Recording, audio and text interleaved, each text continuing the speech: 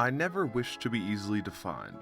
I'd rather float over other people's minds as something strictly fluid and non-perceivable, more like a transparent, paradoxically iridescent creature, rather than an actual person. These were the words of Franz Kafka, a man whose writing became a pinnacle of the Expressionist movement and inspired many of the ideas and philosophies we associate with this movement today. But what is Expressionism? What does this word mean? Who and what does it describe? Though there are no exact answers to these questions, they have been asked by critics and artists alike since the movement's first inception at the beginning of the 20th century.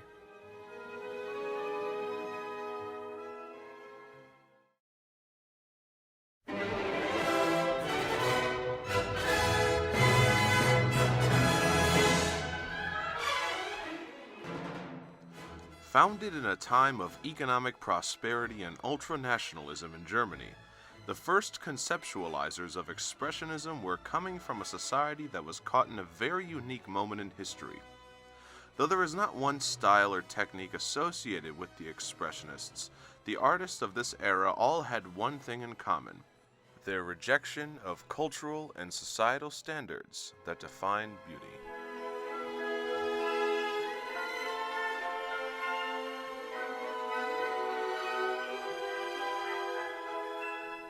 In the words of Nietzsche, "You have your way, I have my way. As for the right way, the correct way, and the only way, it does not exist."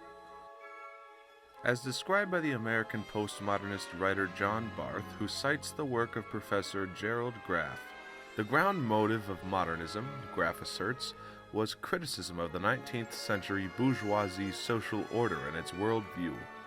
Its artistic strategy was the self-conscious overturning of the conventions of bourgeoisie realism. The modernist, carrying the touch of romanticism, taught us that linearity, rationality, consciousness, cause and effect, naive illusionism, transparent language, innocent anecdote, and middle-class moral conventions are not the whole story.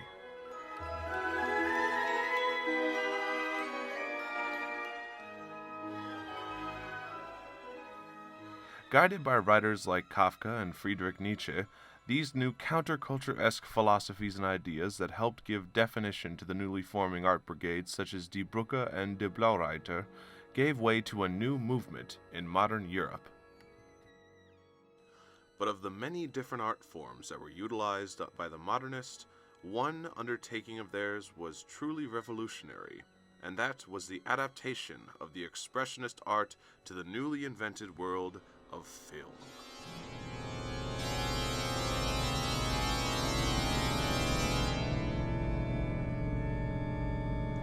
Between the stylistic influences of Expressionism and the turbulent emotions of a worrisome population in post-war Germany, one of the movies that has lived on as a testament to the era of revolutionary cultural ideology is that of Robert Wiener's The Cabinet of Dr. Caligari.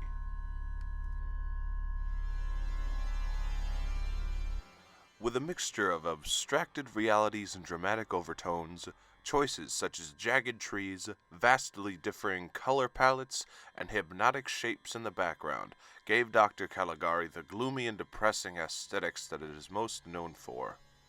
Considered a demonstration of creative masterpiece in a time where social norms and beliefs were thrown into question by the political upheaval and the collapse of national identity in the wake of Germany's utter defeat in World War I, this attitude proved to resonate with those who watched it in theaters.